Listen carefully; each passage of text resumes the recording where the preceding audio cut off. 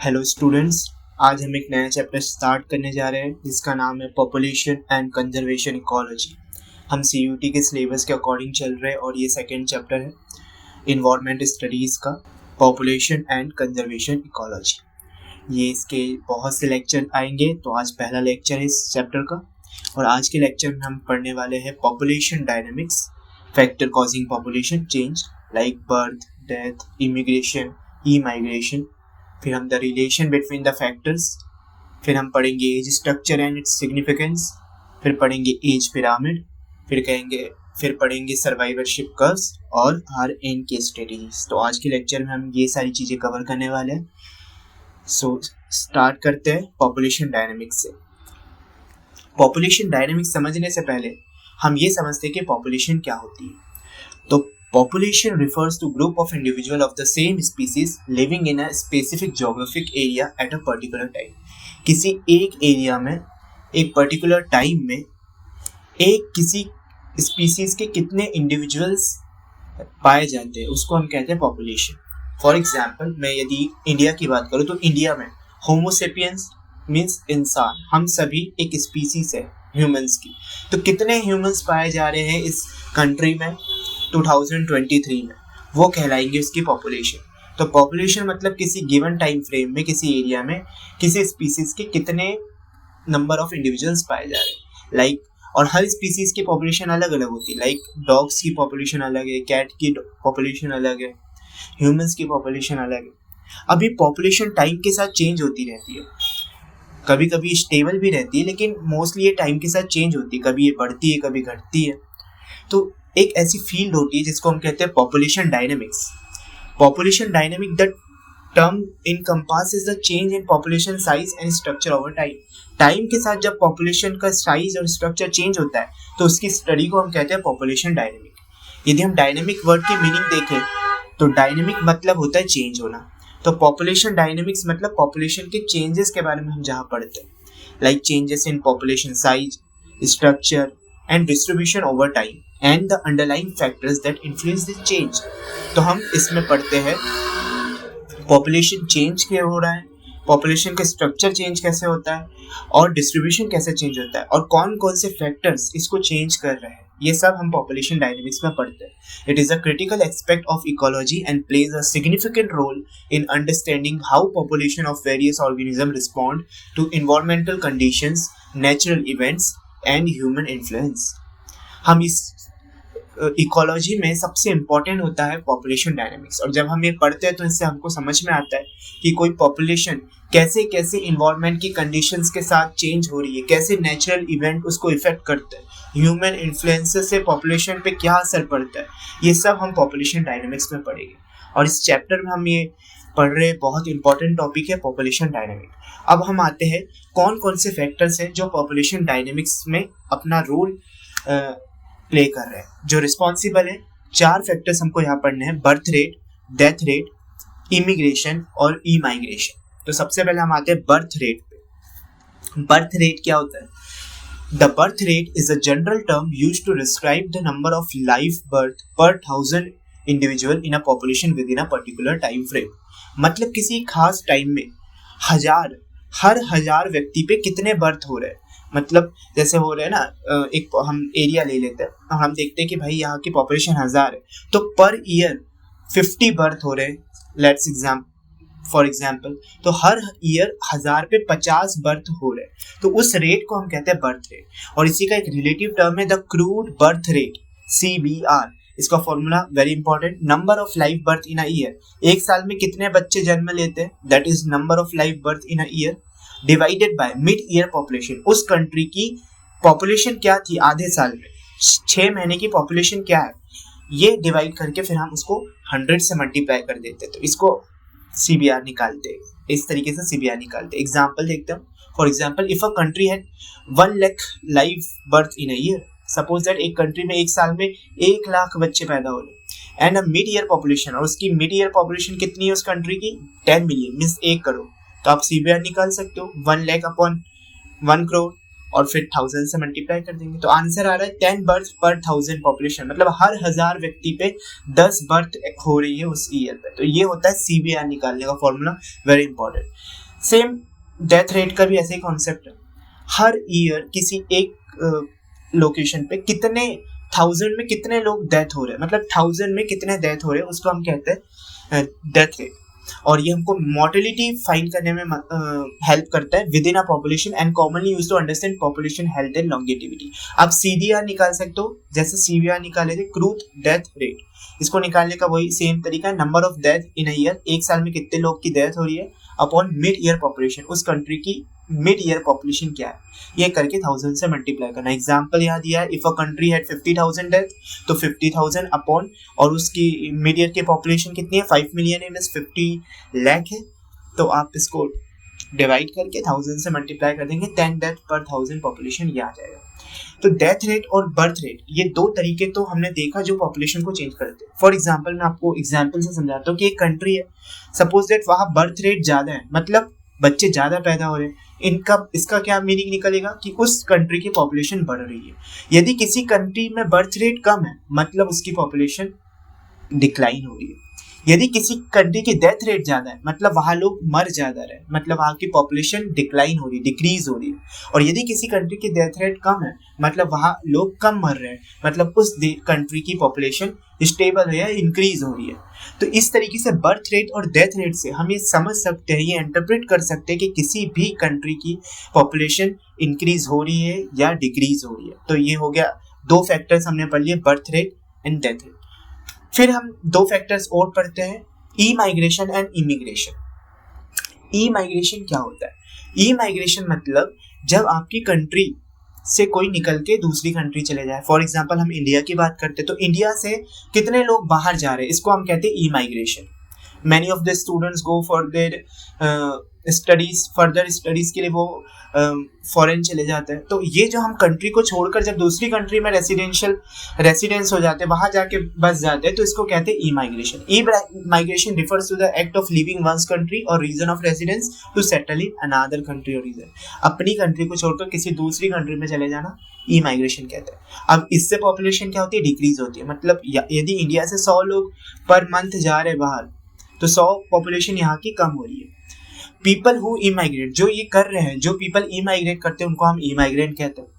और ये generally permanent भी लोग कई बार रेसिडेंट कर लेते हैं। कई बार तो हम सिर्फ एज अ टूरिस्ट जाते हैं, पर कभी कभी हम परमानेंटली वहाँ रेसिडेंस हो जाते हैं, वही जॉब करने लग जाते हैं, वही हम सेटल हो जाते हैं। तो इस तरीके से ई माइग्रेशन होता है। अब क्यों लोग ई माइग्रेट करते हैं? तो individual may choose to emigrate for various reason, जैसे for seeking the better economic opportunities, political और सोशल इंस्टेबिलिटी। कई बार क्या होता है, कंट्री में हमेशा दंगे फसाद हो रहे हैं, हमेशा मतलब वहाँ पीसफुल कंडीशन नहीं है, तो कई बार इसीलिए भी लोग कंट्री छोड़कर चले जाते हैं। परस्यूइंग हायर एजुकेशन के लिए जाते हैं, और या तो फिर कोई फैमिली मेम्बर आपका सपोज दैट अमेरिका में रह रहा है, तो आप वहाँ जाके उनसे रियूनाइट करने या फिर वहीं पे उनके साथ रहने के लिए भी कई बार चले जाते हैं। तो इस तरीके से जो है अपनी कंट्री को हम छोड़कर कई बार दूसरी कंट्री जाते हैं। इस प्रोसेस को कहते हैं ई माइग्रेशन। इससे पॉपुलेशन डिक्रीज होती है उस कंट्री की। Emigration can have both positive and negative effect. इसके दोनों पॉजिटिव भी इफेक्ट होते हैं और निगेटिव इफेक्ट भी होता है। पॉजिटिव इफेक्ट क्या होता है कि ई माइग्रेट जब अपनी कंट्री छोड़कर दूसरी कंट्री में सपोज दैट जॉब करने जा रहा है, तो वहां से वो पैसे भेजता है, उसको हम कहते हैं रेमिटेंस। तो वो पैसे भेजता है अपने परिवार को वापस अपनी होम कंट्री में, और इससे क्या होता है, इकोनॉमिकली कंट्री डेवलप होती है। और साथ ही साथ कई बार क्या होता है, हम सिर्फ जो ट्रेनिंग के लिए हम बाहर जाते हैं, एजुकेशन के लिए बाहर जाते हैं, नई स्किल्स और एक्सपीरियंस सीखकर वापस अपनी कंट्री आके हमारी कंट्री को सर्व करते हैं। तो इस तरीके से एक पॉजिटिव इफेक्ट होता है इमाइग्रेंट्स का। निगेटिव इफेक्ट क्या होता है कि कई बार इंटेलिजेंट बच्चे वहाँ जाके जॉब करने लग जाते हैं, तो वहाँ जॉब कर लेते हैं, तो कंट्री होम कंट्री में स्किल्ड प्रोफेशन की कमी हो जाती है। जब स्किल्ड प्रोफेशन अपनी कंट्री छोड़ के दूसरी कंट्री जाएगा, तो अपनी होम कंट्री जो है वो इकोनॉमिक ग्रोथ और डेवलपमेंट में पीछे छूटने लग जाती है। तो ई माइग्रेशन का जो पॉजिटिव निगेटिव दोनों ही इफेक्ट देखने को मिलते हैं। अब इसी का जस्ट अपोजिट होता है इमिग्रेशन।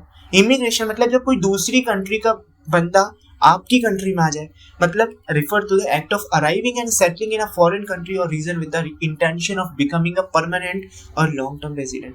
और जो ऐसा करते हैं, सपोज दैट यूएस से कोई आके इंडिया में सेटल हो गया, तो हमारे लिए क्या हो गया, वो इमिग्रेशन हो गया। लोग दूसरी कंट्री से हमारी कंट्री में आ रहे हैं रहने के लिए, तो उसको हम कहते हैं इमिग्रेशन, और जो आ रहे हैं उनको इमिग्रेंट कहते हैं। Immigration is often driven by factors such as economic opportunities, family reunification, refugee status, और the desire for a better quality of life, है ना। तो हो सकता है कि कोई यहाँ पर आ रहा है, क्योंकि उसको यहाँ उसकी फैमिली रह रही हो, तो फैमिली से मिलने आ रहा हो, या फिर यहाँ कोई जॉब करने आ रहा हो, या फिर कुछ और भी अपनी क्वालिटी, लाइफ की क्वालिटी को स्टैंडर्डाइज करने के लिए वो इंडिया आ रहा हो। तो इमिग्रेशन से पॉपुलेशन क्या होती है, इंक्रीज होती है। तो हमने 4 फैक्टर्स देखे। Immigration can have significant impacts on receiving country. अब जिस कंट्री में इमिग्रेशन हो रहा है, जैसे इंडिया में लोग आ रहे हैं, तो इससे इंडिया को बहुत ज़्यादा फायदा भी हो सकता है, इम्पैक्ट्स इस पे होंगे। इमिग्रेंट्स में ब्रिंग डाइवर्स स्किल, वो अपने साथ स्किल लाएंगे, अपने साथ नॉलेज लाएंगे, कल्चरल पर्सपेक्टिव नया आएगा। इससे जो सोसाइटी है वो बहुत ही ज़्यादा इनरिच होगी।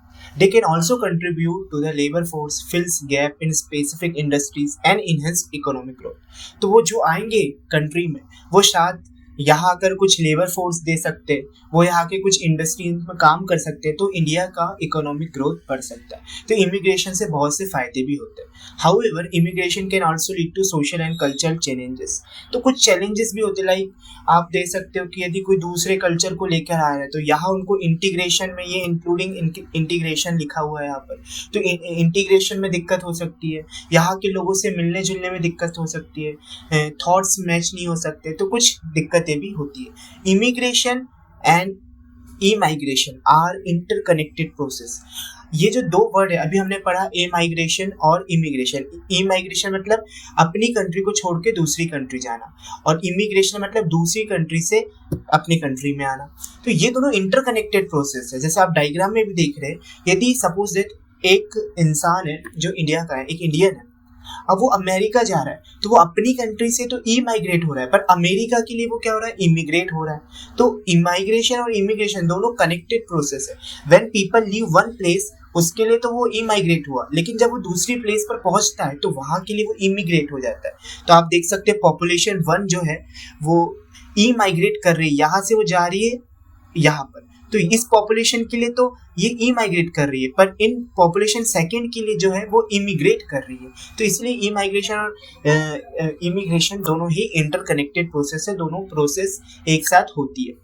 तो ये 4 फैक्टर्स अभी तक हम लोग ने पढ़ लिए पॉपुलेशन डायनामिक में, कि किस तरीके से पॉपुलेशन इंक्रीज होती है, किस तरीके से पॉपुलेशन डिक्रीज होती है। कौन कौन से 4 फैक्टर थे, birth rate, death rate, immigration और इमाइग्रेशन। ये 4 फैक्टर्स पढ़ने के बाद अब हम आते हैं हमारे नेक्स्ट टॉपिक पे, जो है एज स्ट्रक्चर। अभी तक हमने देखा कि पॉपुलेशन कैसे चेंज हो रही है। अब जब हम पॉपुलेशन की स्टडी करते हैं तो हम उसमें देखते हैं कि पॉपुलेशन, हमारी गिवन पॉपुलेशन में एज, कितनी एज ग्रुप के कितने कितने लोग रहते हैं। तो एज स्ट्रक्चर जो है वो बहुत हेल्पफुल है। It refers to distribution of individual in population across different age group. ये हमारी मदद करता है ये ढूंढने में कि यदि एक पॉपुलेशन जिसकी हम स्टडी कर रहे हैं उसमें कितने कितने एज ग्रुप के लोग रह रहे हैं। डिस्ट्रीब्यूशन इससे हमको समझ में आता है। It is a fundamental demographic characteristic that provide valuable insight into the current and future dynamics of the people. और ये जो है ये बहुत ही हेल्पफुल है, हमें ये तक बताता है कि आगे किसी कंट्री की पॉपुलेशन इंक्रीज होगी, डिक्रीज होगी, या फिर किस तरीके से चेंज होगी। ये एज स्ट्रक्चर हमको बताता है। अभी हम समझेंगे किस तरीके से एज स्ट्रक्चर हमको ये बता देता है कि फ्यूचर में हमारी पॉपुलेशन कैसी होगी। ये सब हम अभी देखेंगे। Age structure is typically represented using age pyramid. जो एज स्ट्रक्चर है ये हमको एज पिरामिड की तरफ मदद से हम समझाते हैं। अभी नेक्स्ट टॉपिक हम एज पिरामिड ही समझेंगे। तो पहले हम देखते हैं कि एज स्ट्रक्चर क्या होता है। जैसे आप ऐसे डायग्राम में देख सकते हैं, इस तरीके से कुछ एज बने हैं। जैसे एक तरफ मेल है, एक तरफ फीमेल है। जो ब्लू कलर का है वो मेल है, जो रेड कलर का है वो फीमेल है। तो अभी हम देखेंगे डिफरेंट शेप हमको दिख रहे हैं, तो क्या रिप्रेजेंट करते हैं और किस तरीके से होता है। बहुत ही ईजी है। अब एज स्ट्रक्चर की बात कर रहे हैं तो एज स्ट्रक्चर को 3 एज में डिवाइड किया गया मेनली। एक है प्री रिप्रोडक्टिव एज, मतलब जो 14 साल के अंडर है, जो रिप्रोडक्शन नहीं कर सकते, जिसको हम चिल्ड्रंस कह सकते हैं। रिप्रोडक्टिव एज जो 15 से 44, 15 से 44 ईयर्स तक की एज ग्रुप में आते हैं, जो रिप्रोडक्शन कर सकते हैं, जो मतलब रिप्रोडक्शन कर सकते हैं। वर्किंग एज जो हम कहते हैं, जिस एज ग्रुप में लोग काम भी करते हैं, जनरली वो रिप्रोडक्टिव एज होती है। और फिर आती है पोस्ट रिप्रोडक्टिव एज, जो रिप्रोडक्टिव एज के बाद लाइक 45 के ऊपर जितने लोग रहते हैं, इनको हम ओल्डर्स भी कह सकते हैं। तो चिल्ड्रंस, यंग एंड ओल्डर्स, इन 3 टाइप में जनरली हमने एजेस को डिफाइन किया। अब हम देखते हैं कि किसी पॉपुलेशन में हमारे प्री रिप्रोडक्टिव एज के कितने, मतलब चिल्ड्रंस कितने हैं, रिप्रोडक्टिव एज मतलब जो वर्किंग पीपल्स है, जो काम करते हैं, ऑक्यूपेशन करते हैं, वो लोग कितने हैं, और पोस्ट रिप्रोडक्टिव एज वाले कितने हैं, मतलब जो कि हम कह सकते हैं ओल्डर पीपल हमारी सोसाइटी, हमारे पॉपुलेशन में कितना है। ये एज स्ट्रक्चर से हम बता सकते हैं कि आने वाली पॉपुलेशन कैसी होगी कंट्री की। एक एग्जाम्पल देता हूँ, यदि मान लो किसी पॉपुलेशन में चिल्ड्रंस की पॉपुलेशन बहुत ज़्यादा है, तो इसका ये मतलब है आने वाले टाइम में इस कंट्री की पॉपुलेशन बढ़ जाएगी, क्योंकि चिल्ड्रंस क्या करेंगे, बड़े होंगे, और बड़े होके फिर वो रिप्रोड्यूस करेंगे। जितने ज़्यादा चिल्ड्रन होंगे उतने ज़्यादा यूथ बनेंगे, रिप्रोडक्टिव एज में आएंगे, तो उतने ज़्यादा ये फैमिलीज बना के चिल्ड्रंस प्रोड्यूस करेंगे और उतनी ज़्यादा पॉपुलेशन होगी। तो ये मैं जस्ट एक एग्जांपल दिया कि कैसे हम बता सकते हैं एज स्ट्रक्चर की मदद से कि आने वाली पॉपुलेशन कैसी होगी। अब एज स्ट्रक्चर को एज पिरामिड से समझाया जाता है। एज पिरामिड क्या होता है अभी हम पढ़ेंगे। अभी हम देख लेते हैं एज स्ट्रक्चर के सिग्निफिकेंस क्या है, क्या क्या फायदे हैं एज स्ट्रक्चर को समझने के। तो सबसे पहले तो population growth. Age structure of a population influence is potential for future population growth. Actually age structure की मदद से आप फ्यूचर पॉपुलेशन, भविष्य में कैसी पॉपुलेशन ग्रोथ होगी ये आप पता कर सकते हैं। अ population with a large proportion of individual in the reproductive age group, जिस पॉपुलेशन में रिप्रोडक्टिव एज ग्रुप, अभी हमने देखा रिप्रोडक्टिव एज ग्रुप 15 से 45, इस एज के यदि लोग ज़्यादा है जिस पॉपुलेशन में, तो उतनी ज़्यादा फैमिलीज होगी और उतने ज़्यादा रिप्रोडक्शन करके बेबीज प्रोड्यूस किए जाते हैं। तो रिप्रोडक्टिव एज के यदि लोग ज़्यादा है, मतलब वो पॉपुलेशन आगे चल के बहुत ही ज़्यादा फास्टली ग्रो होगी। It's likely to a population with a large proportion of individual in reproductive age group is likely to experience rapid population growth because there are many potential parents. Reproductive age group में यदि कोई किसी population में यदि reproductive age के लोग ज़्यादा है, मतलब उनके पास वो क्या है, पेरेंट्स है ना, वो उस एज में जिसमें वो रिप्रोडक्शन कर सकते हैं। तो यदि किसी कंट्री में रिप्रोडक्टिव एज के लोग ज़्यादा है, मतलब उतने ज़्यादा पेरेंट्स, और जितने ज़्यादा पेरेंट्स उतने ज़्यादा चिल्ड्रंस, तो आने वाली पॉपुलेशन इंक्रीज होगी।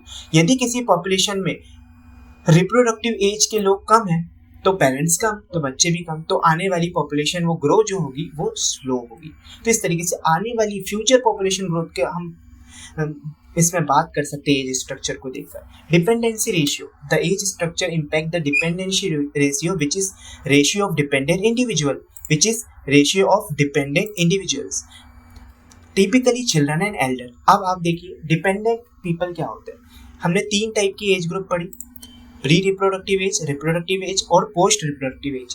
प्री रिप्रोडक्टिव एज के बच्चे काम नहीं करते और पोस्ट रिप्रोडक्टिव एज के बच्चे भी बच्चे मीन्स ओल्डर्स काम नहीं करते। तो बच्चे और बूढ़े दोनों ही सोसाइटी में किसी ना किसी तरीके से इकोनॉमिकली उतने हेल्पफुल नहीं है। ये डिपेंडेंट है। ये दोनों किस पे डिपेंडेंट है? ये बीच वाले रिप्रोडक्टिव एज, क्योंकि यही काम भी करते हैं। 15 से 44 एज है, 15 to 44 ईयर्स, यही लोग वर्किंग पीपल्स है। तो डिपेंडेंट पीपल ज़्यादा हो गए तो उस सोसाइटी में इकोनॉमी ज़्यादा तेज ग्रो नहीं होगी। और वही बात यहाँ कही जा रही है कि डिपेंडेंसी रेशियो भी हमको पता चल जाता है। मतलब यदि कोई पॉपुलेशन में पोस्ट रिप्रोडक्टिव एज और प्री रिप्रोडक्टिव एज के लोग ज़्यादा है, मतलब वहाँ पे डिपेंडेंट पीपल्स ज़्यादा है। High dependency ratio can strain social welfare system, economic resources as there are relatively fewer people in work force to support dependent. यदि किसी पॉपुलेशन में प्री रिप्रोडक्टिव एज और पोस्ट रिप्रोडक्टिव एज के लोग ज़्यादा है तो वहाँ की गवर्नमेंट को ज़्यादा हेल्थ केयर प्रोवाइड करना पड़ेगा, ज़्यादा रिसोर्सेज प्रोवाइड करने पड़ेंगे। क्यों? क्योंकि इन दोनों को डिपेंडेंसी है, ये दोनों डिपेंडेंट है किस पे? रिप्रोडक्टिव एज वालों पर। तो इसीलिए मतलब हमको ये एज स्ट्रक्चर देख के पता चल जाता है कि कितना डिपेंडेंसी रेशियो है। Economic planning, age structure inform economic planning specially with respect to labour force trend and potential challenges related to workforce availability and retirement issue. यदि ज़्यादा ओल्ड पीपल है एक सोसाइटी में तो उनके लिए रिटायरमेंट के इश्यूज होते हैं, कितने ओल्ड पीपल्स है उनके लिए मतलब एक प्लानिंग करनी पड़ती है। यदि बच्चे ज़्यादा है तो एजुकेशन सिस्टम को उस तरीके से डेवलप करना पड़ेगा। यदि यदि ओल्ड पीपल ज़्यादा है तो मेडिकल फैसिलिटीज़ उस तरीके से होनी चाहिए। यदि यंग पीपल ज़्यादा है तो लेबर प्रोवाइड करना पड़ेगा, उनको लेबर फोर्स प्रोवाइड करना पड़ेगा, उनको रोजगार प्रोवाइड करना पड़ेगा। तो इकोनॉमिक प्लानिंग जो है वो भी की जाती है स्ट्रक्चर देखकर। अब आता है health care and social service. Age structure play a crucial role in assessing the need for health care and social service. A population with high proportion of elder peoples may require more resource for health care, pension and senior care facility. वही मैंने कहा कि यदि किसी society में older people ज़्यादा है, post reproductive age के पीपल ज़्यादा है, तो हेल्थ केयर, पेंशन और सीनियर केयर फैसिलिटीज प्रोवाइड करनी पड़ती है। और ये सब एज स्ट्रक्चर को देख के पता करते हैं। Political and social implication. Age structure can influence political priority and social dynamic. For example, country with a youthful population may have different policy priorities than those with an aging population. मैं India और Japan की बात करें तो India में youth population बहुत ज़्यादा है। मीन्स हमारी इंडिया में जो ये बीच वाले ना रिप्रोडक्टिव एज, इसके लोग ज़्यादा है। तो हमारी इंडिया की जो पॉलिसीज होती है उनकी प्रायोरिटीज अलग होगी। और जापान की यदि हम बात करते हैं तो जापान में पोस्ट रिप्रोडक्टिव एज के लोग बहुत ज़्यादा है, मतलब ओल्डेस्ट पीपल ज़्यादा है। तो वहाँ की पॉपुलेशन खैर डिक्लाइन हो रही है। तो दोनों देश की प्रायोरिटीज अलग होगी, पॉलिसीज अलग होगी। क्यों? क्योंकि एज स्ट्रक्चर को देख के हम पॉलिसीज बनाते हैं। तो इस तरीके से हम समझ गए कि एज स्ट्रक्चर क्या होता है। एज स्ट्रक्चर एक पॉपुलेशन में हमको बताता है कि कितने एज ग्रुप के कितने लोग रह रहे हैं, और उसके बहुत से सिग्निफिकेंस होते हैं जो अभी हमने पढ़ा, जैसे कि पॉपुलेशन ग्रोथ बताता है, डिपेंडेंसी रेशियो बताता है, इकोनॉमिक प्लानिंग में हेल्पफुल करता है, हेल्थ केयर और सोशल सर्विस के लिए जरूरी होता है एज स्ट्रक्चर, और पॉलिटिकल और सोशल इम्प्लीकेशन के लिए भी, पॉलिसीज के लिए भी हमको एज स्ट्रक्चर पता होना चाहिए। अब एज स्ट्रक्चर बताया किसकी मदद से जाता है, वो है एज पिरामिड, जो कि इस चैप्टर का सबसे इंपॉर्टेंट टॉपिक है एग्जाम के पॉइंट ऑफ व्यू से। एज पिरामिड क्या होते हैं? एज पिरामिड एक तरीके के डायग्राम होते हैं, एक बार ग्राफ की हेल्प से हम इसको समझाते हैं, जिसमें हम बताते हैं कि हमारे पास प्री रिप्रोडक्टिव एज के कितने लोग हैं, रिप्रोडक्टिव एज के लोग कितने, और पोस्ट रिप्रोडक्टिव एज के कितने लोग हैं। Population pyramid, also known as age sex pyramid, are graphical representation of age and sex distribution of a population. ये हमको एज भी बताता है और मेल और फीमेल जेंडर वाइज भी हमको नॉलेज इंफॉर्मेशन देता है। They are typically displayed as to back bar graph. आप देख सकते हो बार ग्राफ यहाँ बने हुए डायग्राम में, जैसे मेल के लिए ग्रीन कलर और पर्पल कलर फॉर फीमेल। तो बार ग्राफ की मदद से आपको यहाँ पे दिख रहा है, ये वर्टिकल लाइन आप देख रहे हैं यहाँ पे, तो एज ग्रुप दिख रहा है, और यहाँ पे आपको दिख रहा है कितने परसेंटेज में ये है। अभी हम समझेंगे। One side representing male and other side representing female, the horizontal axis show the age group. मैं इसको डायग्राम को, यदि आप इसको थोड़ा साइड में करके देखें तो ये जो ग्रीन, ये जो दिख रहा है हॉरिजॉन्टल लाइन, इस पे आपको क्या दिखेगा? एज ग्रुप दिखेगा। ये हॉरिजॉन्टल है, ये इस तरीके से बना है डायग्राम, लेकिन इसको उल्टा कर देंगे क्योंकि बार ग्राफ सीधे रहेंगे। तो ये जो हॉरिजॉन्टल है, ये यहाँ पे एज ग्रुप दिखने को मिलेगा, और वर्टिकल पे आपको परसेंटेज दिखने को मिलेगा, कितने नंबर ऑफ इंडिविजुअल है। ओके, आप देख सकते हैं, यदि मैं इस डायग्राम से देख के हमको क्या समझ में आता है, ये प्री रिप्रोडक्टिव एज है, नीचे वाले कौन है? बच्चे हैं। एज आप देखो 0 से 4, 5 से 9, 10 से 14। तो आप इस पॉपुलेशन में देख सकते हो कि number of childrens are very more. फिर उसके बाद थोड़े यूथफुल में देखो, रिप्रोडक्टिव एज वाले थोड़े कम होते गए, और सबसे कम कौन है? सबसे कम जो है हमारे है पोस्ट रिप्रोडक्टिव एज। तो ये इंडिया का भी इसी तरीके का ग्राफ बनता है, क्योंकि हमारे यहाँ चिल्ड्रंस बहुत ज़्यादा है, फिर जो रिप्रोडक्टिव एज के थोड़े कम है, और सबसे कम हमारे पास पोस्ट रिप्रोडक्टिव एज के हैं। क्योंकि देखो 0 से लेके 5 इतने तो हमारे reproductive age, pre reproductive as है, और यहाँ देखो रिप्रोडक्टिव एज के 0 से लेके 2 तक है सर, और पोस्ट रिप्रोडक्टिव एज तो 0 से 1 के अंदर ही है। 0 से 1 मतलब यदि मैं इसको नंबर ऑफ इंडिविजुअल भी मानूं तो हमारे पास कैसे है? चिल्ड्रंस ज़्यादा है, उससे थोड़े कम यूथ है, और ओल्ड पीपल बहुत कम है। तो ये एज पिरामिड से हम समझ पाए। अब कितने टाइप के एज पिरामिड होते हैं? तो 3 टाइप के होते तो बहुत से, लेकिन हमारे जो सिलेबस में हमको 3 टाइप के पढ़े। सबसे पहले expansive pyramid. Expansive pyramid generally developing countries में देखने को मिलता है, इंडिया जैसी कंट्री में। इसका जो बेस रहता है वो बहुत वाइड रहता है, जैसे ये है, ये एक्सपांसिव है, इसका बेस बहुत वाइड रहेगा, मतलब चिल्ड्रंस बहुत ज़्यादा रहेंगे, high birth rate, high death rate, मतलब बच्चे भी बहुत ज़्यादा रेट में पैदा हो रहे हैं और डेथ्स भी बहुत रेट में हो रही है। क्यों? क्योंकि अनएजुकेशन है इसलिए ज़्यादा बर्थ रेट है, और हेल्थ केयर उतनी अच्छी नहीं है इसलिए लोग मर रहे हैं, डेथ रेट भी है। Short life expectancy and limited access to health care. ऐसी कंट्रीज में क्या होता है, ज़्यादा हेल्थ फैसिलिटीज होती नहीं है तो लाइफ एक्सपेक्टेंसी भी कम रहती है, लोग जीते भी कम है, और क्योंकि हेल्थ केयर कम है। हाई फर्टिलिटी रहते हैं, अनएजुकेशन है इसलिए एक फैमिलीज में 4-4, 5-5 बच्चे आपको देखने को मिलते हैं। And large population of young individual, और ऐसी पॉपुलेशन में बच्चे बहुत होते हैं, यंग पीपल्स बहुत होते हैं। एग्जाम्पल मेनली सब सहारन अफ्रीकन कंट्री, जो आपको नॉर्थ अफ्रीकन कंट्रीज दिखेंगे जनरली, वहाँ ये देखने को मिलता है इस तरीके का ही। तो जहाँ पे बच्चे बहुत ज़्यादा होते हैं, ये बिल्कुल सेम उसी को रिप्रेजेंट कर रहा है। बच्चे बहुत ज़्यादा होते हैं, फिर उससे कम थोड़े रिप्रोडक्टिव एज वाले होते हैं, और पोस्ट रिप्रोडक्टिव एज वाले तो बहुत कम होते हैं, क्योंकि इतने ऊपर तक कोई बच ही नहीं पाता, उससे पहले ही लोग मर जाते हैं।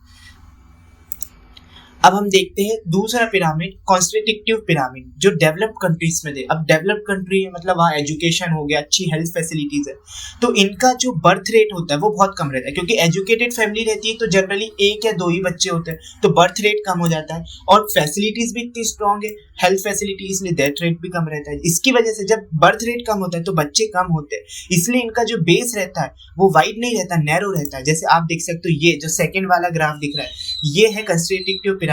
इसमें आप देखो चिल्ड्रंस कम है, यूथ थोड़े ज्यादा है, और डेथ जो हम कह सकते हैं एल्डर्स पीपल है वो कम है। तो ये जो कंस्टिट्यूटिव पिरामिड हमको यहाँ देखने को मिल रहा है, जिसमें यदि हम देखें तो नैरो बेस होता है, बेस थोड़ा छोटा होता है, उसके बाद बीच में ये थोड़े से हाई होते हैं, बीच में आप देखोगे इनकी विड्थ ज्यादा होगी और फिर कम होगी, तो इसको कहते हैं कंस्ट्रक्टिव पिरामिड। ये डेवलप कंट्री में देखने को मिलता है। लॉन्गर लाइफ एक्सपेक्टेंसी होती है क्योंकि इनके हेल्थ केयर बहुत अच्छे होते हैं, फर्टिलिटी रेट कम होती है, और एजिंग पॉपुलेशन भी कम होती है, मतलब एल्डर्स पीपल भी बहुत कम होते हैं। जैसे यूरोप, जापान, यूएसए, ऐसी कंट्रीज में हमको जनरली इस तरीके का ग्राफ पिरामिड देखने को मिलता है। अब तीसरा जो है वो है हमारा स्टेशनरी पिरामिड। स्टेशनरी पिरामिड मतलब इनकी पॉपुलेशन जनरली स्टेबल होती है, मतलब जितने बच्चे उतने ही पूरे और उतने ही रिप्रोडक्टिव एज के। रेक्टेंगल शेप का इसका पिरामिड होता है, रेक्टेंगुलर शेप पिरामिड विद रफली equal with across age group, मतलब बच्चे का भी उतना ही है, रिप्रोडक्टिव एज में भी उतना ही है, पोस्ट रिप्रोडक्टिव एज में भी उतना ही है, फिर धीरे धीरे कम होगा। मेल फीमेल आप देख सकते हैं। बर्थ रेट लगभग इनका डेथ रेट की इक्वल होता है, इसलिए स्टेबल पॉपुलेशन होती है। सभी बैलेंस प्रोपोर्शन ऑफ इंडिविजुअल, सभी एज ग्रुप के बैलेंस लोग होते हैं। एग्जांपल जैसे countries with stable birth and death rate maintain the relative constant proportion है। जिस कंट्री में ये वाला पिरामिड देखने को मिलता है उनकी पॉपुलेशन कभी बढ़ती नहीं है और ना ही डिक्रीज होती है, एक जैसी पॉपुलेशन बनी रहती है। अब जो इस एज पिरामिड का है, मतलब एक्सपांसिव एज पिरामिड का है, उनकी पॉपुलेशन लगातार बढ़ती रहेगी। क्यों? क्योंकि आप खुद देखो इतने सारे बच्चे, ये आगे चल के बहुत सारे यूथ बनेंगे, और जितने यूथ रहेंगे उतने ज्यादा पॉपुलेशन बढ़ेगी, क्योंकि जितने यूथ होंगे उतने पेरेंट्स होंगे, और जो पेरेंट्स होंगे तो बच्चे भी बहुत होंगे। तो ऐसी जो फर्स्ट नंबर का पिरामिड, ये कंट्रीज का फ्यूचर बहुत ही स्पीड से पॉपुलेशन बढ़ेगी। सेकेंड वाला जो हम देखते हैं, इनमें जनरली देखो बच्चे कम है, यूथ भले ही ज्यादा, लेकिन यूथ आगे चल के बूढ़े हो जाएंगे, तो जो बच्चे हैं वो क्या होंगे, अब आगे चल के यूथ होंगे, लेकिन बच्चे कम है, मतलब इनकी पॉपुलेशन बढ़ेगी तो, पर इतनी स्पीड से नहीं बढ़ेंगे जैसे पहले पिरामिड में बढ़ रही। और तीसरे में तो कोई पॉपुलेशन बढ़ ही नहीं रही, डिक्रीज भी नहीं हो रही। तो इससे हम समझ सकते हैं पॉपुलेशन फ्यूचर में कैसी होगी। ये पिरामिड देख के समझ जाओ। इसका एक सिंपल ट्रिक है, जिसका बेस बड़ा होगा वो पॉपुलेशन आगे चल के बहुत बढ़ेगी। अब इसका बेस उतना बड़ा नहीं है, इसलिए इसकी पॉपुलेशन आगे चल के ज्यादा तेजी से नहीं बढ़ेगी, मतलब बढ़ रही है लेकिन ज्यादा तेजी से तो नहीं बढ़ेगी। और ये तो लगभग रेक्टेंगुलर शेप है, मतलब इसकी जो पॉपुलेशन है वो बैलेंस है, चेंज नहीं हो रही, स्टेबल है। तो एज पिरामिड की मदद से हम लोग बहुत सारी चीजें कंक्लूड कर सकते हैं। Age pyramid actually age structure को रिप्रेजेंट करने का एक तरीका होता है, जिसकी मदद से हम बहुत सारी चीजें बता सकते हैं, प्रेडिक्ट कर सकते हैं। तो यहाँ पे हमने एज पिरामिड भी खत्म कर लिया, जो बहुत ही इंपॉर्टेंट था। इसको एक और बार अच्छे से रिवाइज करना। ये जितना हम पढ़ा रहे हैं ये सफिशिएंट है सीयूईटी के लिए और एनसीईटी के जो एग्जाम होते हैं उसके लिए भी। अभी तक हमने क्या पढ़ लिया? सर्वाइवल। अभी तक हमने पढ़ लिया एज पिरामिड, एज स्ट्रक्चर और पॉपुलेशन डायनामिक, ये चीज कवर कर ली। अब आते हैं सर्वाइवलशिप कर। तो जैसे हमने देखा एज स्ट्रक्चर और एज पिरामिड में हमको क्या पता चला? हमको ये पता चला कि गिवन पॉपुलेशन में एज ग्रुप में कितने कितने लोग रह रहे हैं, प्री रिप्रोडक्टिव एज में कितने हैं, पोस्ट रिप्रोडक्टिव एज में कितने हैं और रिप्रोडक्टिव एज में कितने हैं। अब सर्वाइवलशिप कर्व हमें ये बताता है कि कितनी एज ग्रुप में सर्वाइवल के चांस कितने हैं और मोर्टेलिटी के चांस कितने हैं। ये अभी हम एक कर्व देखते हैं, ये होता है सर्वाइवलशिप कर्व। 3 टाइप के कर्व दिख रहे हैं आपको, टाइप 1, टाइप 2, टाइप 3। टाइप 1 का कर्व यदि आप देखो शेप ऑरेंज वाला, ये बिल्कुल कॉन्वेक्स शेप में। टाइप 2 का एकदम स्ट्रेट लाइन डायगोनल शेप में और टाइप 3 का कॉनकेव शेप में। तो 3 टाइप के सर्वाइवलशिप कर्व होते हैं। यदि हम इस ग्राफ को देखें तो इस ग्राफ की हॉरिजॉन्टल लाइन क्या बता रही है, age group, pre reproductive age, reproductive as, post reproductive as. मतलब ये थोड़े चिल्ड्रंस टाइप के, रिप्रोडक्टिव एज थोड़े ऐसे ग्रुप के जो रिप्रोडक्शन के लिए तैयार हो चुके हैं, मिडिल एज, और पोस्ट रिप्रोडक्टिव एज जो है वो है ऐसे जो अब ओल्ड हो चुके हैं। तो ये 3 एज ग्रुप आपको हॉरिजॉन्टल में दिख रहे हैं। वर्टिकल लाइन में आप देख रहे हैं नंबर ऑफ इंडिविजुअल। तो सबसे पहला टाइप 1 क्या दिख रहा है आपको कि जो नंबर ऑफ इंडिविजुअल है वो प्री रिप्रोडक्टिव एज में एकदम 35 के समथिंग बने हुए हैं। जैसे ही पोस्ट रिप्रोडक्टिव एज आते हैं वो गिर के 10 हो जाते हैं। मतलब मरने के चांसेस कहाँ बढ़ रहे हैं, पोस्ट रिप्रोडक्टिव एज में। किसके, टाइप 1 के जो एनिमल्स है और जो भी पॉपुलेशन है, ये अपने प्री रिप्रोडक्टिव और रिप्रोडक्टिव एज में सर्वाइवल के चांस इनके ज्यादा है, लेकिन मरने के चांस कब बढ़ने लग जाते हैं, जैसे ही ओल्ड हो जाते हैं, पोस्ट रिप्रोडक्टिव एज में आ जाते हैं। और इसका जस्ट उल्टा टाइप 3 है जिसमें मरने के चांस कब है, पहले ही है, प्री रिप्रोडक्टिव एज में मरने के चांसेस ज्यादा है, फिर एक बार ये हो जाए फिर धीरे धीरे मरने के चांसेस कम होते जाते हैं, लास्ट में फिर यहाँ पे खत्म हो जाते हैं। जैसे ह्यूमंस हो गया, मैमल्स हो गया, ड्रोसोफिला हो गया, ये टाइप 1 में आते हैं, जो बड़े एनिमल्स है। एक्चुअली क्या होता है, ये एनिमल्स अपने प्री रिप्रोडक्टिव एज में अच्छे से रहते हैं, रिप्रोडक्टिव एज में अच्छे से रहते हैं, जैसे जैसे बूढ़े होते हैं ये मर जाते हैं। टाइप 3 एनिमल में जनरली इंसेक्ट, फिश और सी टर्टल आते हैं, क्योंकि ये जो बचपन में रहता है, प्री रिप्रोडक्टिव एज जो इनकी रहती है, इसमें इनका शिकार हो जाता है, इसलिए ये जनरली बहुत नंबर ऑफ एग्स भी बहुत ज्यादा देती है। अब फिश देखते एक बार में हजारों की संख्या में ये एग्स देते हैं, क्योंकि इनकी सर्वाइवल चांसेस कम रहते हैं बचपन में, कोई भी इनका शिकार कर लेता है, इनको उतनी अच्छी पेरेंटिंग केयर नहीं मिलती, इसलिए आधे से ज्यादा ये पॉपुलेशन तो प्री रिप्रोडक्टिव एज में ही खत्म हो जाती है। फिर जैसे जैसे बढ़ते हैं, रिप्रोडक्टिव एज में आते हैं, बड़े होते हैं, उनके सर्वाइवल के चांस बढ़ जाते हैं और फिर पोस्ट रिप्रोडक्टिव एज में आके ये मर जाते हैं। तो ये जो टाइप 1, टाइप 3 और टाइप 2 जो है जनरली कॉमन है, इनमें ऐसा कुछ ट्रेंड देखने को नहीं मिलता, ये स्टेबल है, एकदम स्ट्रेट लाइन में जाते हैं। बटरफ्लाई हो गए, बर्ड्स हो गए, होलो मेटाबलस इंसेक्ट हो गए, ये इंसेक्ट बटरफ्लाई मतलब इनका स्टेबल चलता है, सर्वाइवल रेट और मोर्टेलिटी रेट लगभग बराबर के इसमें चलता है। तो 3 टाइप के सर्वाइवल शिप कर्व होते हैं। तो सर्वाइवल शिप कर्व क्या होता है अब देख लेते हैं। It is a graphical representation that show proportion और percentage of individual from a given group that survive to different age. मतलब ये ग्राफिकल रिप्रेजेंटेशन होता है जो हमें ये बताता है कि कितनी कितनी एज में सर्वाइवल के चांसेस कितने हैं। It help to understand the mortality pattern of population over time. Time के साथ किसी भी पॉपुलेशन का मोर्टेलिटी पैटर्न भी चेक हो जाता है कि वो उनका मरने का पैटर्न किस टाइप का, क्या वो अपनी प्री रिप्रोडक्टिव एज में ही मर जाते हैं या फिर पोस्ट रिप्रोडक्टिव एज में मरते हैं। Survivorship curve are typically constructed using age specific mortality रहता है। ये जो कर्व बनाए जाते हैं, अभी हमने देखा एज स्पेसिफिक मोर्टेलिटी रहता है, एज स्पेसिफिक बना है, प्री रिप्रोडक्टिव एज का अलग है, रिप्रोडक्टिव एज का अलग है और पोस्ट रिप्रोडक्टिव एज का अलग है। एग्जाम्पल्स आप देख और ये 3 मेन टाइप के कर्व्स आपको यहाँ देखने को मिलते हैं। सबसे पहला होता है टाइप 1 जिसको हम कॉन्वेक्स कहते हैं, कॉन्वेक्स कर्व। इसमें हाई सर्वाइवल रेट रहता है, आप देख सकते हो हाई सर्वाइवल रेट, इसलिए एकदम 40 केस में बने, इतने सारे इंडिविजुअल प्री रिप्रोडक्टिव और रिप्रोडक्टिव एज में एकदम हाई सर्वाइवल रेट में। लेकिन mortality low in early and middle life, early life में और मिडिल लाइफ में मोर्टेलिटी रेट कम होता है, मरने के चांसेस कम रहते हैं, लेकिन जैसे जैसे ओल्ड एज में जाते हैं मरने के चांसेस बढ़ जाते हैं। Like humans are the example of type 1 survivorship curve. Commonly found in species, क्योंकि इनकी ये बचपन में क्यों इनके मरने के चांसेस कम रहते हैं, क्योंकि इनको एक्सटेंसिव पेरेंटल केयर मिलता है, बहुत ज़्यादा इनको पेरेंट इनकी केयर करते हैं, इसलिए ये सर्वाइवल इनका हाई रहता है प्री रिप्रोडक्टिव एज और रिप्रोडक्टिव एज में। Examples are humans and many large animals. Type 2 curve जो होता है एकदम डायगोनल, ये क्या कह रहे हैं, ये जनरली इनका मोर्टेलिटी रेट सभी एज ग्रुप में कांस्टेंट रहता है। Probability of surviving to the next age group remain relative constant. मतलब इनका ऐसा नहीं रहता कि पहले सर्वाइवल रेट एकदम ज्यादा है फिर जैसे ही बूढ़े हुए एकदम से गिर जाए, नहीं, इनका एकदम कांस्टेंट चलते रहता है। इनका मोर्टेलिटी रेट लगभग सभी एज ग्रुप में एक जैसा है, एक जैसे मरने के चांसेस है कोई भी ग्रुप में आप देख लो, कोई भी एज ग्रुप में आप देख लो। Common in species where the risk of mortality is relatively constant throughout their life span. जैसे एग्जांपल आपको बर्ड और रेप्टाइल में देखने को मिलेगा, जहां मरने के चांसेस लगभग सेम ही रहते हैं पूरे लाइफ स्पैन में, उसको हम डायगोनल कर्व कहते हैं। तीसरा आपने देखा सर्वाइवलशिप कर्व, जिसको हम कॉनकेव कर्व कहते हैं। ये क्यों? क्योंकि इनका मोर्टेलिटी रेट अर्ली लाइफ में बहुत हाई रहता है, मतलब पहले की लाइफ में इनके मरने के चांसेस बहुत ज़्यादा है, फिर धीरे धीरे इनकी मोर्टेलिटी रेट कम हो जाता है।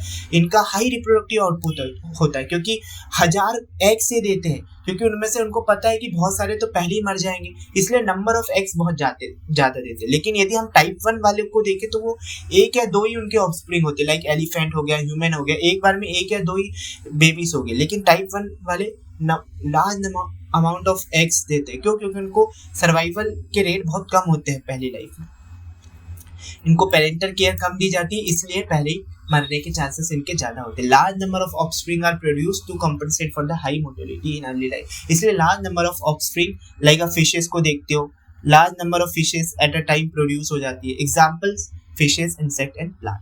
तो ये तरीके से हम सर्वाइवल कर्व को समझ गए। इसके इंटरप्रिटेशन भी हम निकाल सकते हैं। The interpretation of survivalship curve can provide insight into species life history and reproductive strategy. जैसे कि हम बताते हैं टाइप 1 सर्वाइवलशिप कर्व, इनका लाइफ स्पेन लंबा होता है, ह्यूमंस, एलिफेंट। क्यों? क्योंकि इनके मोर्टेलिटी रेट अर्ली लाइफ में कम होता है। टिपिकली ये के सेलेक्टेड स्पीसीज होते हैं। अभी के सेलेक्टेड स्पीसीज और आर सेलेक्टेड स्पीसीज, ये नेक्स्ट टॉपिक है अभी जो हम पढ़ने वाले हैं। अभी इसको मैं फिर से समझाऊंगा। टाइप 2 सर्वाइवलशिप कर्व के लोग कैसे होते हैं? ये लगभग इक्वल चांस है सर्वाइव का, कोई भी एज में देख लो। This are typically found in species with moderate parental care life history trait. Type 3 वाले जो रहते हैं, क्योंकि इनको पेरेंटल केयर कम मिलती है, इसलिए इनके मरने के चांसेस ज्यादा रहते हैं, और ये आर सेलेक्टेड स्पीसीज में आते हैं। अभी क्या होता है अभी हम समझेंगे आगे। Relying on sheer number of offspring to ensure some survive to reproductive. तो टाइप 1 का हम यदि देखें तो टाइप 1 के अर्ली लाइफ में सर्वाइवल रेट ज्यादा होते हैं, लेकिन पोस्ट रिप्रोडक्टिव में आते आते इनके मोर्टेलिटी रेट बढ़ जाता है। टाइप 2 में कांस्टेंट रहता है, और टाइप 3 में अर्ली लाइफ में ही मोर्टेलिटी रेट ज्यादा रहता है, फिर आज के लेक्चर का अब हमारा आखिरी टॉपिक है the concept of R and K strategy. बहुत ही इजी है, सिंपल है। इसको आर के सिलेक्शन थ्योरी भी कहते हैं, as a part of ecological theory to describe different reproductive strategies adopted by organism to in response to their environment. क्योंकि देखो इन्वायरमेंट आपको बहुत सारे चैलेंजेस देता है, तो उसके हिसाब से जो पॉपुलेशन है वो अपने हिसाब से स्ट्रेटेजी डेवलप करती है कि इन्वायरमेंट से बचे। तो 2 टाइप की स्ट्रेटेजीज जनरली पॉपुलेशन, अलग अलग टाइप की पॉपुलेशन दिखाती है। एक होती आर स्ट्रेटेजी, एक होती K strategy. These strategies are based on the idea that species face different selection pressure. सीधी सी बात है, इन्वायरमेंट में रहते हैं, बहुत सारे कंपटीशन होते हैं, बहुत सारे चैलेंजेस आते हैं, बहुत सारे प्रेशर आते हैं स्पीसीज पे। तो स्पीसीज उनको फेस करने के लिए कुछ स्ट्रेटेजीज डेवलप करती है, and they have evolve to optimize their reproductive success in the respective environment. और अपने आप को बचाना, अपने आप को उस प्रेशर में, उस कंपटीशन में आगे तक ले जाना है, सुनिश्चित हो जाए, इसलिए वो ये स्ट्रेटेजी बनाती है। 2 टाइप की strategy, R strategy, K strategy. सबसे पहले हम देखते हैं R strategy. R strategy R means high reproductive rate and short generation time. ये उन लोग दिखाते हैं जिनके सर्वाइवल रेट कम होते हैं। हमने पढ़ा 3 टाइप के सर्वाइवलशिप कर्व। तो टाइप 3 वाले होते हैं, उनका क्या रहता है कि भाई लो पेरेंटल केयर है, इसलिए अर्ली लाइफ में उनके मोर्टेलिटी के चांसेस ज्यादा है, तो इसलिए नंबर ऑफ स्पीसीज ज्यादा देते हैं, high number of reproductive rates देते हैं, और आसानी से शॉर्ट जनरेशन ऑफ टाइम में ऑफस्प्रिंग प्रोड्यूस कर लेते हैं। They produce a large number of offspring in a short period. This species invest relatively little energy and resources in each individual offspring. ये जनरली अपने ऑफस्प्रिंग को पैदा करने के लिए बहुत कम ही एनर्जी लगाते हैं और बहुत कम रिसोर्सेज लगाते हैं, बहुत कम पेरेंटल केयर करते हैं, इसलिए इनके मरने के चांसेस भी ज़्यादा रहते हैं, इसलिए नंबर ऑफ इंडिविजुअल्स ज़्यादा पैदा करते हैं। Survival and growth rate of offspring are generally low, बहुत कम लो रहता है इनका survival rate. They are found in environment with unpredictable unstable condition. ये जनरली उन इन्वायरमेंट में पाए जाते हैं जो इन्वायरमेंट अनस्टेबल हो, ज़्यादा स्टेबल नहीं हो, जैसे कि डिस्टर्ब हैबिटेट, बहुत ही गहरे पानी में या फिर बहुत ही तेज धूप वाले एरिया में, रैपिडली चेंजिंग एनवायरनमेंट में, इसलिए नंबर ऑफ ऑफस्प्रिंग की ज़्यादा पैदा कर देते कि यार मरेंगे भी तो कुछ ना कुछ बच जाएंगे, तो नंबर ऑफ ऑफस्प्रिंग ज़्यादा पैदा करते हैं। कम एनर्जी लगाते हैं और कम ध्यान देते हैं, पेरेंटल केयर भी बहुत कम होती है, इनके बच्चों में जनरली सर्वाइवल रेट के चांसेस भी बहुत कम होते हैं। R strategies aim to maximize population growth quickly and take advantage of new opportunity. ये जनरली क्या होता है, अपनी पॉपुलेशन बढ़ाने के लिए बहुत जल्दी जल्दी ऑफस्प्रिंग प्रोड्यूस करते हैं। एग्जाम्पल हो गया insect, flies, small rodents, animal plant और कुछ फिश की स्पेसीज। तो ये जनरली किस में आएंगे, अब क्वेश्चन है कि सर्वाइवलशिप कर्व में कौन से नंबर पे आएंगे, टाइप 1, टाइप 2, टाइप 3, ये आएंगे टाइप 3 में। और जो हमने यहाँ पे भी देखा था, type 3 survivalship curve are commonly in r selected species that produce many offspring with limited parental care relying on the sheer number of offspring to ensure some survive to reproductive age। तो ये हमको यहाँ पे समझ में आ चुका है। अब आता है के सेलेक्टेड स्पीसीज। ये एक आर स्ट्रेटेजीज हमने पढ़ ली। अब के स्ट्रेटेजीज वाले क्या करते हैं, ये generally K selected species are characterized by efficient resource use.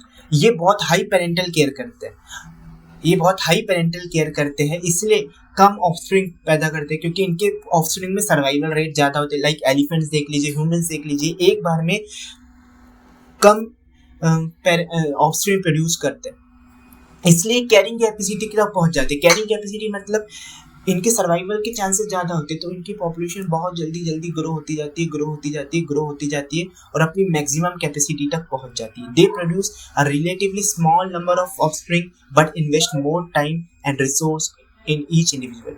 Way generally come offspring produce करते हैं लेकिन बहुत ज़्यादा टाइम इन्वेस्ट करते हैं। लाइक आप ह्यूमंस में भी देख लो, 9 महीने का गेस्टेशन पीरियड होता है, उस मतलब 9 महीने तक पेरेंट के वॉर्म में रहता है, फीमेल के, मदर के, वहाँ पे उसको पेरेंटल केयर मिलती है, उसके बाद भी पेरेंटल केयर मिलती है, तो बहुत टाइम और बहुत रिसोर्सेज इंडिविजुअल के लिए लगाते हैं parents. There offspring have a high survival rate, better chances of reaching reproductive age. इनमें सर्वाइवल रेट ज़्यादा होता है, इसलिए इनके जिंदा रहने की रेट भी ज़्यादा होती है। K strategy are typically found in stable and predictable environment. Generally stable environment में रहते हैं, इनमें इनके रिसोर्सेज लिमिटेड होते हैं। This species aim to maintain a population near the carrying capacity of the environment. वो वाले क्या कर रहे थे, आर स्ट्रेटेजी वाले अपनी पॉपुलेशन बस मैक्सिमम करना चाह रहे हैं, लेकिन ये सिर्फ अपनी कैपेसिटी जितनी है, कैरिंग कैपेसिटी जितनी है अर्थ की, वही तक पॉपुलेशन ले जा रहे हैं। Example large mammal, elephant, whales वगैरह, ये जो है लार्ज मेराइन एनिमल्स भी इसमें आ जाते हैं। तो 2 टाइप की स्ट्रेटेजीज पढ़ी, आर स्ट्रेटेजीज, के स्ट्रेटेजीज, और दोनों को समझने की कोशिश की। तो ये के स्ट्रेटेजीज वाले कौन से सर्वाइवलशिप कर्व में आते हैं, टाइप 1 में आते हैं। क्यों? क्योंकि पेरेंटल केयर ज़्यादा होती है, इसलिए बच्चे ज़्यादा जिंदा रहते हैं, इसलिए सर्वाइवल रेट इनका प्री रिप्रोडक्टिव एज और रिप्रोडक्टिव एज में ज़्यादा होता है। लेकिन जैसे जैसे पोस्ट रिप्रोडक्टिव एज में आएंगे तो इनका सर्वाइवल रेट कम हो जाएगा, मरने के चांसेस बढ़ जाएंगे, जिंदा रहने के चांसेस कम हो जाएंगे। अब आप यहाँ पे देख रहे हैं सर्वाइवलशिप कर्व, टाइप 1 समझ में आ गया ह्यूमंस के लिए, टाइप 2 कुछ लाइक रैबिट वगैरह में आता है, टाइप 2 स्टेबल बर्ड्स वगैरह भी इसमें आते हैं, टाइप 3 आप फिशेस वगैरह में देख लीजिए। अब आपको बिल्कुल इस चीज़ को समझ में आ रहा होगा, ये ग्राफ बहुत अच्छे से समझना, एग्जाम में आता है।